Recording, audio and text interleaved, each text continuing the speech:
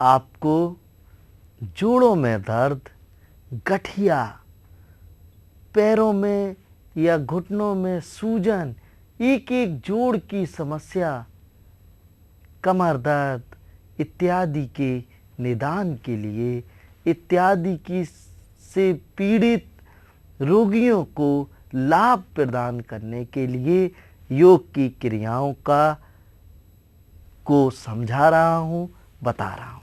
आप इन क्रियाओं को ध्यानपूर्वक समझते जाइए और इनका अभ्यास नित्य करते रहने से जो जोड़ जाम हो रहे हैं, जो जोड़ सही तरीके से काम नहीं कर पा रहे हैं, कुछ ही दिनों में जोड़ खुलने लगेंगे, सही काम होने लगेगा और आप देखेंगे कि बिना किसी दवा के, बिना किसी पेन किलर के आपका जोड़ों का दर्द, सूजन और जो दुखदायी स्थिति है उससे निवृत्ति प्राप्त होती जाएगी।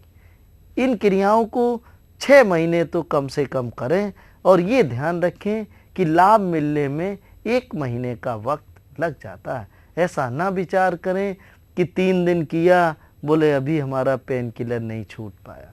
इनको धैर्य के साथ करें, विश्वास के साथ करें। योग माँ की तरह आपकी सुरक्षा करेगी, रक्षा करेगी और आपको पूरी तरह रोग मुक्त कर देगी।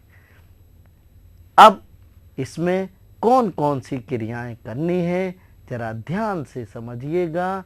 सबसे पहली क्रिया करने के लिए पीठ के बल लेट जाते हैं और दोनों हाथों को 180 डिग्री एंगल पर बिल्कुल टाइट खोलते हैं और दोनों हाथ की मुट्ठी बंद कर लेते हैं, अंगूठा अंदर। इस बात का ध्यान रखते हैं कि हाथ पूरी तरह सीधे हों। अब गर्दन बिल्कुल सीधा और अब दोनों पैरों को घुटनों से मोड़िए और एड़ियों को हिप्स से जितना नज़दीक ला सकते हैं लाने की कोशिश। आपको अपनी हील को ज़्यादा से ज़्यादा हिप के नज़दीक लाने का कोशिश करना है। सांस को सामान्य रखते हुए अब गर्दन को एक साइड और दोनों पैरों को दूसरे साइड ले जाएंगे। दोनों पैर मिले हुए अवस्था में, देखिए दोनों साइड जा रहे हैं। इस दौरान पीठ को कम से कम उठने देना है। अब धीरे धीरे बीच में आइए, बीच में आइए और अब गर्दन को दूसरे साइड, पैर को दूसरे साइड, पूरी तरह दूसरे साइड ध्यान से करिए। देखिए अभी ये पैर को मिला के इस यौगिक क्रिया को कर रहे हैं। अब धीरे धीरे बीच में आइए। इस क्रिया को आपको 10 बार बाईं तरफ और 10 बार दाहिनी तरफ करना है। अब इस क्रिया में 10-10 बार करने के बाद इसका एक और पार्ट है। इसमें पैरों में 1 से 1.5 फीट का अंतर देकर इसको करते हैं। अब 1 से 1.5 फीट का अंतर दीजिए दोनों पैर के पंजों के बीच में। ध्यान दीजिएगा, देखिए पैरों के बीच में 1 से 1.5 फीट का अंतर है। हाथ की स्थिति वही है, क्रिया भी वही है। गर्दन को एक साइड, दोनों घुटनों को दूसरे साइड। लेकिन इस बार ये देखिए दोनों घुटने जमीन से लगाने की कोशिश करेंगे। इस प्रकार से इसको करना है। धीरे धीरे आइएगा बीच में, सांस पूरी तरह सामान्य रखनी है और फिर गर्दन एक साइड, दोनों पैर दूसरे साइड। कभी झटके से गर्दन को नहीं करना है, बहुत धैर्य के साथ दोनों घुटने जमीन से लगे हुए। अब धीरे धीरे बीच में आइए। इस क्रिया को भी 10-10 बार करना है। अब इसका अगला स्टेप करने के लिए पैरों में और ज़्यादा अंतर दीजिए। लगभग जितना ज़्यादा अंतर दे सकते हैं उतना ज़्यादा अंतर दे दें। एड़ियाँ हिप्स के नज़दीक जितना रहेंगी उतना आप लाभ प्राप्त कर सकेंगे। अब वही क्रिया एक बार फिर रिपीट करनी है। गर्दन को एक साइड, दोनों घुटनों को दूसरे साइड और जमीन से लगा दीजिए। अब धीरे धीरे बीच में आइए और गर्दन दूसरे साइड, दोनों पैर दूसरे साइड, दोनों घुटनों को लगा दें। अब धीरे धीरे बीच में आइए। देखिए, इस क्रिया के तीसरे स्टेप को भी आपको 10-10 बार करना है। कहने का अर्थ है 10 बार लेफ्ट साइड में और 10 बार राइट साइड में करना है। ये पहली क्रिया हुई जिसके तीनों स्टेप्स में 10-10 बार आपको करना है। अब अगली क्रिया के लिए आपको फिर से पैरों की स्थिति तो यही रखनी है। पैरों में 1 से 1.5 फीट का अंतर और दोनों हाथ पैरों के साइड से। हाँ, और अब इसमें आप अपने एड़ी को पकड़ सकते हैं। देखिए, एड़ी को कैसे पकड़ते हैं, पकड़ लीजिए। और अब अपने नाभि को, कंधे से नीचे वाले पूरे शरीर को जमीन से ऊपर उठा करके घुटनों के समानांतर करने की कोशिश। देखिए कैसे उठाया है। ये कमर दर्द के रोगियों के लिए बहुत महत्वपूर्ण क्रिया है, बहुत लाभकारी क्रिया है। प्रारंभ इसका पैरों में 1 से 1.5 फीट का अंतर देके करते हैं। अब सांस को सामान्य रख के इस क्रिया के अभ्यास में लगभग 1 मिनट तक रुकते हैं। जो नहीं रुक सकते हैं वो 30 सेकंड प्रारंभ में करें, फिर धीरे धीरे समय बढ़ाएं। अब धीरे धीरे आप देखिए कैसे धीरे धीरे कमर की रीढ़ की एक एक हड्डी को जमीन से लगाते हुए कैसे वापस आ रहे हैं। इस प्रकार से आप वापस आ जाते हैं। अब इस क्रिया का अगला स्टेप करने के लिए आपको ज़्यादा से ज़्यादा अंतर देना पड़ेगा। पैरों में थोड़ा और अंतर देखिए, ज़्यादा से ज़्यादा अंतर देखिए। अब ये लगभग 2.5 फीट का अंतर है पैरों के बीच में, और इसी क्रिया को एक बार फिर करना है। ये भी क्रिया शुरू करेंगे। और उठाइए और उठाइए और उठाइए। इस क्रिया को भी लगभग 30 सेकंड से 1 मिनट तक करना चाहिए। धीरे धीरे वापस आ जाएंगे, वापस आ जाएंगे। एक एक रीढ़ की हड्डी को जमीन से लगाते हुए चेहरे को प्रसन्न रख के, सांस को सामान्य रख के वापस आते हैं। अब अगली क्रिया को करने के लिए आपको पेट के बल लेटना पड़ेगा। अगली क्रिया करने के लिए पेट के बल लेट जाइए।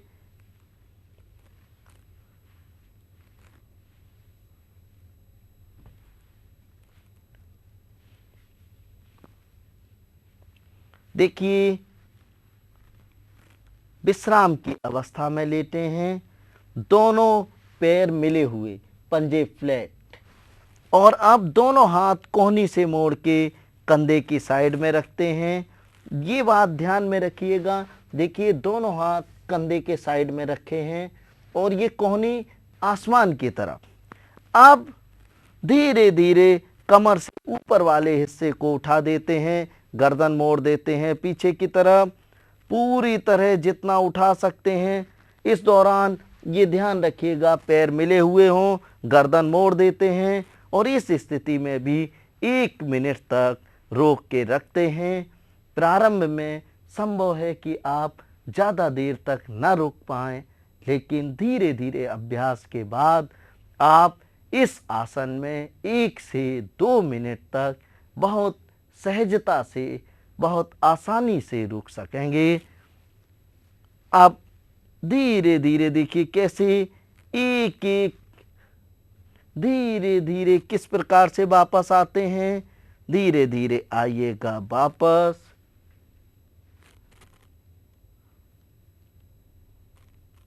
धीरे धीरे वापस आ जाइए। और अब अगली क्रिया जो और भी ज़्यादा महत्वपूर्ण है, उसका अभ्यास करने के लिए दोनों पैरों में ज़्यादा से ज़्यादा अंतर दीजिए। दोनों पैरों में ज़्यादा से ज़्यादा अंतर, बिल्कुल ठीक। और अब दोनों हाथ 180 डिग्री एंगल पर बिल्कुल टाइट खोल दीजिए। देखिए, ये भी पेट के बल लेट के करने वाली क्रिया है। इस क्रिया में निगाह सामने की तरफ रखते हुए सबसे पहले आप अपने बाएं हाथ को ज़मीन से 30 डिग्री एंगल पर सर कंधे के साथ उठा दीजिए। सर भी उठाएंगे, कंधे को भी उठाएंगे। और देखिए, बायां हाथ उठाया है, लेफ्ट हैंड हमने 30 डिग्री एंगल पर उठाया है। अब हम दाहिने पैर को उठा देंगे, अपोजिट साइड वाले पैर को जमीन से उठा देंगे। कमर दर्द के पुराने से पुराने मरीज, साइटिका के पुराने से पुराने मरीज इस क्रिया से लाभान्वित होते हैं। इसमें लगभग 10 से 20 सेकंड तक रुकें। अब धीरे से वापस आइए। और अब आपको इसी क्रिया को दाहिने हाथ और बाएं पैर से करना है। एक बार दाहिने हाथ को जमीन से 30 डिग्री एंगल पर उठाइए, सर को, चेस्ट को पूरी तरह नाभि से ऊपर वाले हिस्से को उठाने की कोशिश। और अब पैरों को उठा दीजिएगा अपने 30 डिग्री एंगल पर। बाएं पैर को 30 डिग्री एंगल पर उठा दीजिए। अपोजिट साइड वाले पैर को उठाते हैं। इस स्थिति में लगभग 30 सेकंड रुकते हैं। अब धीरे धीरे वापस आइए। पहले हमने बायां हाथ और दाहिना पैर उठाया, फिर दाहिना हाथ और बायां पैर उठाया। इन दोनों स्थितियों को 5-5 बार करेंगे और हर स्थिति में 30 सेकंड तक रुकेंगे। अब एक साथ दोनों हाथों को और दोनों पैरों को उठाएंगे। ये इस क्रिया की तीसरी स्टेज है। पूरी तरह उठा दीजिए। देखिए, ध्यान से समझिए, पूरी तरह देखिए, केवल नाभि जमीन से लगी है, नाभि से ऊपर वाला हिस्सा और पीछे ये देखिए थाइज पूरी तरह जमीन से उठे हुए अवस्था में है। इस स्थिति में भी आपको 30 सेकंड से 1 मिनट तक रुकना है, स्थिरता के साथ, सांस को सामान्य रखते हुए। और देखिए, अब कैसे वापस आएंगे। धीरे धीरे सर कंधे को जमीन की तरफ लाएंगे, हाथों को लाएंगे और इधर पैर जमीन की तरफ आते चले जाएंगे। झटके से बिल्कुल भी नहीं करेंगे। इस क्रिया को भी आपको 4 से 5 बार रोज करने की जरूरत है और हर बार 30 सेकंड से 1 मिनट तक करें। अब इसका चौथा स्टेप है, जिसमें आगे से पैरों में अंतर देख के तो रखते हैं, लेकिन पैर जमीन से चपके रहेंगे। आगे से सर कंधे को और हाथों को नाभि से ऊपर वाले हिस्से को जमीन से 30 अंश के कोण पर उठाते हैं। देखिए कैसे करते हैं, सांस को सामान्य रखते हुए। जिनको पुराने से पुराना कमर दर्द है वो इस यौगिक क्रिया का अभ्यास करें, या जिन स्त्रियों के बच्चा होने के बाद पेट लटक गया है उनके लिए ये बहुत लाभकारी यौगिक क्रिया है। अब 30 से 60 सेकंड तक इसमें रुकने के बाद धीरे धीरे वापस आ जाते हैं। और अब आखिरी इस क्रिया का आखिरी स्टेज, उसके लिए दोनों पैरों को नाभि से नीचे वाले हिस्से को, थाइज को पूरी तरह उठा देंगे और बल्कि कमर को भी, हाँ देखिए, पूरी तरह नाभि से नीचे वाले हिस्से को उठा दिया है ऊपर।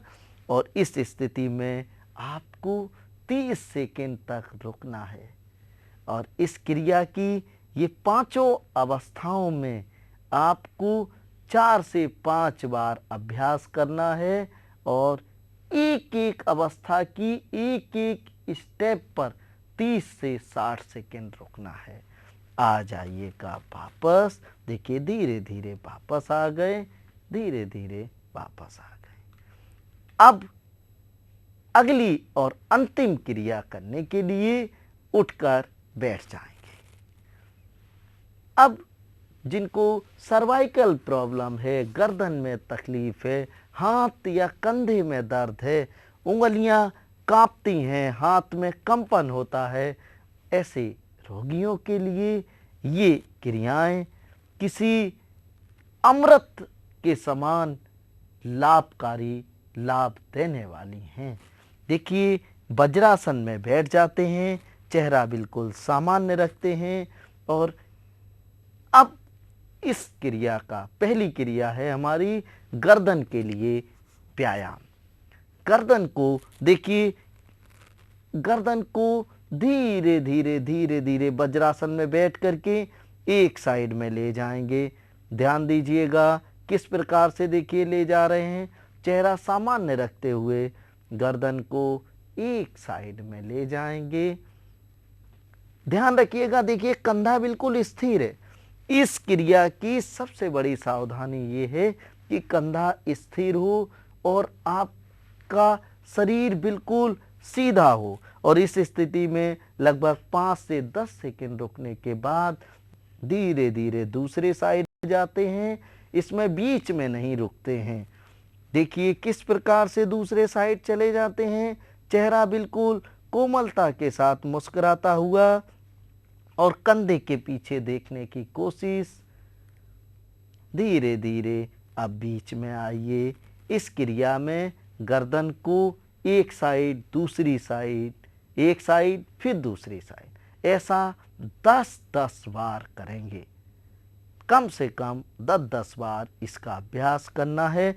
और अब इस अगली स्टेज जिसमें कान को कंधे से लगाने की कोशिश होती है, कान को कंधे से लगाने की कोशिश, लेकिन ध्यान रखिए कि कंधे अपनी जगह से नहीं उठेंगे। कान को पूरी तरह लगाने की कोशिश, धीरे धीरे बीच में और दूसरे साइड पूरी तरह दूसरे साइड कान को कंधे से लगा दीजिए। अब धीरे धीरे बीच में आएंगे और आप करते रहेंगे अभी इसको दूसरी साइड। इस क्रिया को भी 10-10 बार करना है। 10 बार कान को बाएं कंधे से और 10 बार दाहिने कंधे से लगाना है। पूरे अभ्यास के दौरान सांस सामान्य रखनी है और जो इस वज्रासन में ना बैठ पाए वो पलथी लगा के सुखासन में बैठ सकते हैं, आराम से बैठ सकते हैं। और अब इसकी तीसरी क्रिया करने के लिए गर्दन को हाफ मून सर्किल में रोटेट करना है। हाफ मून सर्किल में रोटेट करना है। शुरू करिएगा। देखिए गर्दन को पीछे की तरफ ले गए ज़्यादा से ज़्यादा। इस दौरान ये देखिए दोनों कंधे बिल्कुल स्थिर हैं, कमर से नहीं झुके। नहीं तो लोग क्या करते हैं कि ऐसे झुक जाते हैं। देखिए ये गलत है। हम एक्सरसाइज कर रहे हैं गर्दन की। गर्दन को झुका दिया। अब देखिए कैसे गर्दन को हाफ मून सर्किल में रोटेट करते हैं। आगे की तरफ बिल्कुल भी नहीं लाते हैं, क्योंकि जिनके गर्दन में दर्द होता है उनको गर्दन आगे की तरफ झुकाना वर्जित होता है। उन्हें गर्दन आगे नहीं झुकाना चाहिए। देखिए इस प्रकार से आपको लगभग 10 बार करना है। सांस को पूरी तरह सामान्य रखना है। अब आ जाइएगा बीच में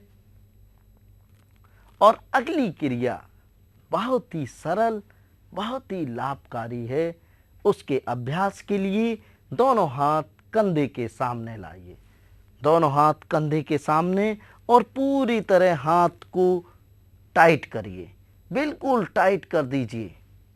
और अब देखिए उंगलियां मिली हुई अवस्था में अब हाथ के पंजे के लिए ये एक्सरसाइज है। अब देखिए डेड, इस हाथ को यहां से लेके कंधे तक बिल्कुल टाइट। अब देखिए धीरे धीरे डेड स्लो स्पीड के साथ दोनों हाथों को ऊपर की तरफ लाएंगे। कितना डेड स्लो स्पीड के साथ, इस पे जरा ध्यान दीजिए। बिल्कुल धीरे धीरे धीरे धीरे। और ये हाथों में जो तनाव है वो बरकरार रहना चाहिए। हाथ बिल्कुल भी ढीला शिथिल नहीं होना चाहिए, सामान्य होना चाहिए। और धीरे धीरे देखिए हल्का सा कंपन हो सकता है। धीरे धीरे धीरे धीरे इसको ऊपर तक लाते हैं, बिल्कुल सीधे ले आते हैं। लगभग ऊपर तक लाने में 60 सेकंड का समय लगता है। और 60 सेकंड के समय में जब ये ऊपर आ जाए तो कम से कम 10 सेकंड तक आपको रोक के रखना है। कभी भी इस क्रिया को जल्दी जल्दी नहीं करना है। और अब इसको 10 सेकंड रोकने के बाद धीरे धीरे नीचे की तरफ ले जाएंगे, धीरे धीरे नीचे की तरफ। कंपन स्वाभाविक है, इसको कोई भी कमजोरी ना समझें। देखिए धीरे धीरे धीरे धीरे किस प्रकार से। और ये हाथ देखिए पूरी तरह टाइट है, इस हाथ को दबाव देने पर भी हिल नहीं रहा है, पूरी ताकत लगाने पर भी। और ये हाथ धीरे धीरे नीचे जा रहा है। और ये ध्यान रखिए कि ये हाथ मुड़ेगा नहीं, पूरा हाथ सीधा रहेगा। ये नहीं तो नीचे जाके ये हाथ ऐसा मुड़ जाता है, ऐसा। इस प्रकार का मुड़ाव गलत है, नहीं होना चाहिए। और अब देखिए ये पूरी तरह नीचे आ रहे हैं। और जब ये नीचे आ जाएंगे पूरी तरह तो उस स्थिति में भी 10 सेकंड आपको रुकना है। इस प्रकार से ये क्रिया 1 से 2 बार करनी है। एक बार करें, लेकिन अगर आपकी दिक्कत ज़्यादा है तो 2 बार इसका अभ्यास कर लें। अब धीरे धीरे बीच में आएंगे, बीच में आ जाइए। अब इसकी अगली क्रिया करने के लिए बिल्कुल वही विधि है, वही विधान है। केवल एक फ़र्क है कि उंगलियों के बीच में ज़्यादा से ज़्यादा अंतर दे देते हैं। देखिए कैसे उंगलियों के बीच में ज़्यादा से ज़्यादा अंतर दे के वही हाथ को टाइट रखते हुए धीरे धीरे इसको ऊपर लाते हैं और वही डेड स्लो स्पीड के साथ नीचे लाते हैं। ध्यान रखिएगा, इस क्रिया में केवल पहले में उंगलियां मिला के किया था, इसमें उंगलियों में अंतर दे के करेंगे। और देख लीजिए एक बार कैसे करते हैं, कितनी डेड स्लो स्पीड के साथ धीरे धीरे धीरे धीरे उंगलियों को ऊपर करते जा रहे हैं। उंगलियों में अंतर बिल्कुल कम नहीं हो रहा है, इसमें धीरे धीरे करने पर बहुत बार अंतर कम हो जाता है, बिल्कुल। और चेहरा सामान्य मुस्कुराता हुआ। इसी प्रकार से जब इस स्थिति में आ जाएं तो 10 सेकंड 15 सेकंड रुकेंगे और फिर धीरे धीरे धीरे धीरे इनको नीचे ले जाएंगे। यहाँ पर एक बहुत महत्वपूर्ण बात आपको बताना है।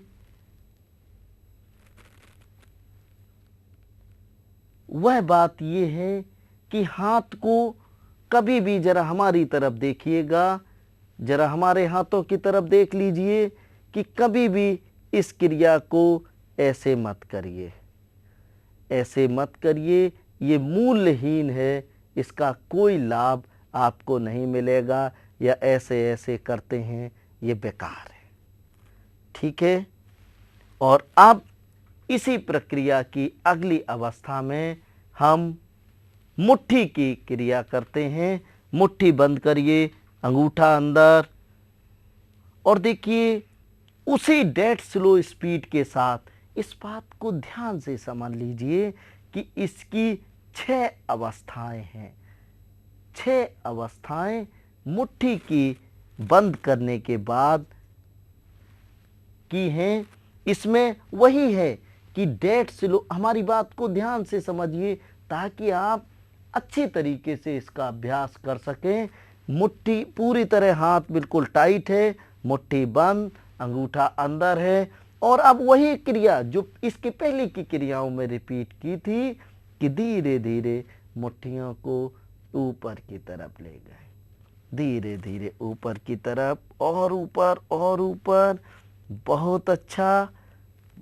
और इसी प्रकार से धीरे धीरे नीचे लाएंगे, धीरे धीरे नीचे। ध्यान रखिएगा बहुत स्लो स्पीड के साथ, बहुत फास्ट नहीं, बहुत स्लो।